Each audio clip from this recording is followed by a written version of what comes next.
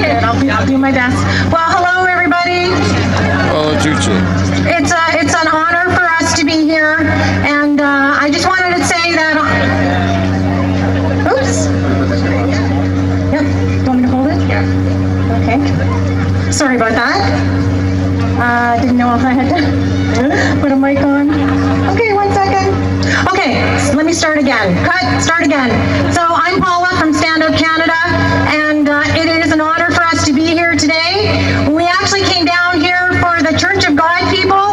We came down for the people of Aylmer. We came down for you, for all of you. So thank you. Thank you very much. It is an honor. So I'm going to tell you three little things, a little bit about who I am and who Stand Up Canada is, because we're not that visible, but we're becoming more visible, and you'll get to know us. So I am a retired public servant, and thanks to Linda, she did a great intro to my work. She's retired, I'm retired. Nobody can fire me because I'm retired, right? There we go. So I'm just trying to keep track of my notes. Yes, I worked for the government for 28 years, and I loved my job. I loved being of service to the public. I was in the right place at the right time, and I am in the right place at the right time now, because I am of service to all of you through Stand Up Canada. I am a natural-born analyst. I'm a natural-born human rights defender, and you can ask my parents. I argued everything and every injustice that went wrong when we were children. That's exactly who I am. It is in my nature to stand up for any injustice that's either happening to myself, my friends, my family, my community, and my country. This is exactly where I'm meant to be, and all my work here is for all of you. So thank you very much. Stand Up Canada is relatively new. My husband and I were just on the street corner in Ottawa looking for like-minded individuals so that we could feel like we were a part of our community and not alone with our thoughts. We figured that we were the only ones who thought that something was odd, and we must be the only two people in Ottawa where we are. And luckily we weren't. So we met a couple of people, we all joined together, and we created Stand Up Canada. But we were so ineffective standing on a street corner in Ottawa, so we decided to build a website. And boy, have we had a wonderful response from our website. Our work is being used around Canada, which is astonishing to us. First of all, that anybody knows that it's there, and secondly, that anybody's using our work. I mean, it's fantastic. The work that we're providing is helping Canadians understand, to know that A, they have rights, and that B, that they know how to use them to protect themselves. It was very apparent to me in the government. With my work, I was taught to read and interpret legislation. That's what I did. I did it very well. And it was very clear to me that when the Declaration of Emergency was declared, that Canadians just didn't understand their rights. They didn't understand that they had charter rights. They didn't understand what those rights were. They didn't understand the violations to it. And it's nobody's fault because, and this is my theory, and I think that it's true, in Canada, we have never really ever had to fight for our freedoms. It was just bestowed upon us in the history of our Canadian country. From the British Empire. It was bestowed upon us. Thank you very much, Canadians. We're very, very humble, and we're very agreeable. And I think this is the very first time in our Canadian history that these violations are happening, and it's incredibly hard for most Canadians to understand that. And so that might explain why a lot of people are going with the flow, because this is the first time it's happened, and I don't think people know how to respond. So I just wanted to explain that I think that that's why that's happening. So back in September, I created this document called Canada-Wide Declarations of Emergency. And I should have started with that, with the first part of our work with Stand Up Canada, but it was going to be an enormous task, and I put it off to the end because of the enormity of it. But in that document, I essentially effectively displayed that all the provinces and territories in Canada when they declared their statement of emergencies, but they were actually all done fraudulently.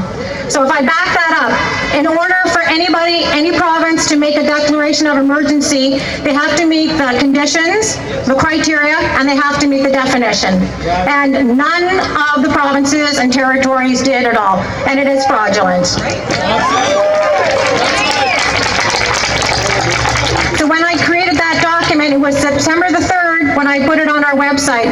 On September the 6th, we had 30,000 hits of that document alone. I knew then that we had had something that we could take with to hopefully go do something legal about. And we were trying to search for, a lawyer at that point to say, hey, what can we do with this? Because I know we've got something here. I don't know what to do. I'm not a lawyer. And then we met this paralegal who's also in Ottawa, and we've joined forces in the sense that we've created what's called a collective legal solutions initiative. And what that is it gives you the ability, like we realize now, all of the work that we've been doing in Stand Up Canada prior to this legal initiative was to help Canadians know their rights and stand up for their rights. Because if a knowledgeable Canada, it's very hard to have somebody take advantage of you. When you're knowledgeable, it's very hard for someone to pull the wool over your eyes. You would agree, right? So that was our focus, first and foremost. But you know what? It's not enough, because it doesn't matter that you can stand armed with this information in a business owner or a business, and the business is still going to deny you service because they're writing or they're creating unlawful laws. So what are you going to do then? That information then is not enough. And so the next level is legally. You have to be able to defend yourselves legally. So we have a perfect legal solution for you, and that's why we call it Collective Legal Solutions. It's in line with our website, standupcanada.solutions. It's not a .com or .ca, it's .solutions, because we really have real solutions for you. This is something people should be excited about. I'll just tell you in a second. Thank you, sir, whoever said they have. So really, there's three different scenarios for business owners. If you feel that you've suffered a loss, like with the lockdowns, who hasn't? And first of all, I want to let everybody know, with my investigative work, there's no legal definition of non-essential business. I can't find that anywhere. People should be holding a government account onto that. So, for businesses that have suffered a loss, they can take a legal action if they want to. They can go, we have a referral to a legal team that will do that for you, but with a fee, of course, because it's a legal team, but they've offered to do it for an insanely low flat rate. It's a humanitarian effort.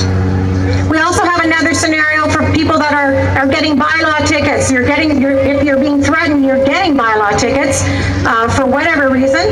We have the same scenario again. We have memberships that you either do it yourself or we'll refer you to this legal team, and they'll do it for you, again, for their low flat fee. And the same thing, it's a third membership. It's for fighting mask requirements. And what that means is if you've been denied service in a store because you choose not to wear a mask due to your beliefs, your creed, or because you can't wear one, you have a medical exemption, or you're actually just following the mask exemption from the bylaw, and in either of those three scenarios, if you've been denied service, well, there's a legal recourse for you. You can either do it yourself through our membership, or we can refer you to this legal team, and they will help you. We've got to now stand up and fight for ourselves legally, and we have the ability to do it. Yes. This is through the grace of God. That's the only thing I can say to you. And so I'll just want to close by saying, when I asked Kimberly if I could come here to speak, because we've been working insanely hard on our website and getting this package up, I had this Ontario Declaration document that I did. Well, I did it for all of Canada. And then as part of our legal package, actually, it'll be an argument for everybody in court to use. So I sent a free one for Kimberly for all of Aylmer to use. And so it's all of Ontario on it, but I put a section in there just for Aylmer. And I'm going to read it to you because you should all know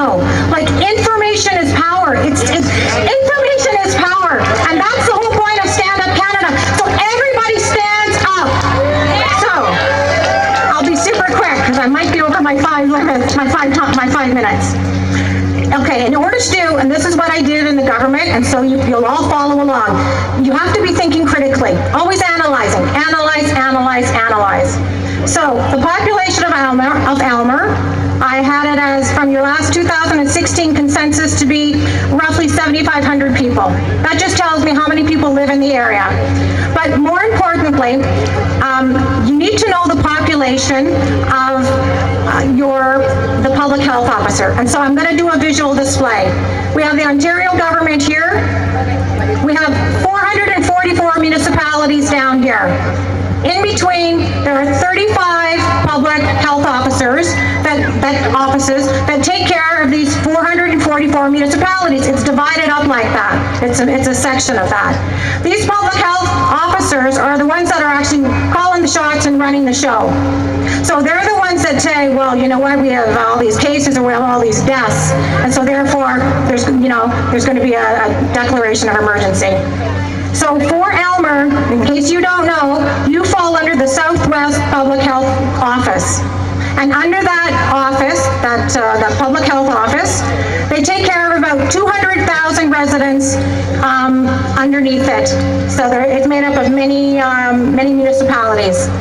And so, skill testing question. How many people under the Southwest Public Health have died with COVID related? Anybody know? 5 out of 200,000 people. You know what that is in a percentage? This is now your analytical thinking, because this is the way you can justify it. That is 0.0025% of your population. You are all locked down before 0.0025% of your population. That does not constitute any danger of major proportions, which is what goes back to the Emergency Measures Civil Protection Act. So I've given it to Kimberly. I've actually shared it with Herbert, Pastor Henry's son, and I wanted to have mass distribution for Aylmer because you're under attack right now. Courtesy of Stand Up Canada, because we clearly love Canadians, we love you guys, and we absolutely believe in what Pastor Henry did when he was the first person that we knew of in all of Canada to stand up and say, hey, you're going to give me a fine of $880? And he said, is that all? That's it?